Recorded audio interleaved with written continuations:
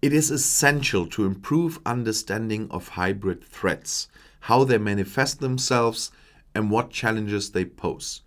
This was the motto for an expert seminar organized by the Portuguese Presidency of the Council of the European Union, the Ministry of Foreign Affairs of Portugal, and the European Centre of Excellence for Combating Hybrid Threats.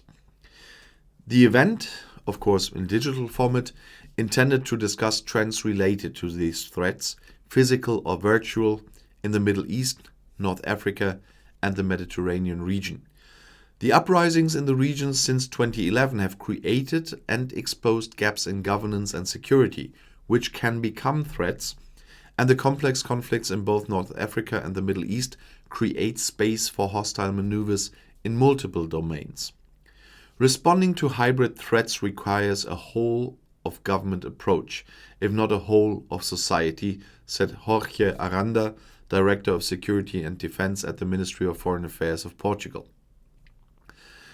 The European Union's global strategy calls on the 27 to cooperate with states in the region on security challenges and also on human rights issues and anti-terrorism policies, recalling that the stabilization, democratization, and development of that axis is an important objective, and that it is essential to recognize and understand the hybrid threats that could prevent it from becoming a reality.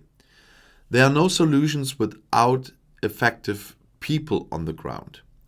You cannot throw money at the problem and pretend that the problem is theirs, because it is also our problem, a human problem of humanity, said Brigadier General Nuno Lemos Pires, Deputy Director General for National Defense Policy in Portugal. The challenges facing the region, whether it be terrorist attacks from conflict zones or migration through and from North Africa, are particularly significant for the EU and NATO and often have an effect on Europe as well. For this reason, concluded the experts gathered last week's Thursday, it is important that the hybrid threats and the vulnerabilities that allow such threats to manifest themselves are fully understood and perceived. The discussion among experts focused on a trend report project on the Middle East, North Africa, and the Mediterranean, which the Center of Excellence is preparing, and the results of which should be presented at the International Conference on Hybrid Threats that the Ministry of Foreign Affairs organizes with the National Defense Institute next May. And I'm quite curious what the results are, and so I will follow that, and I will talk here about it again, I'm quite sure. And if you want to stay informed, please subscribe to my channel. Auf Wiedersehen.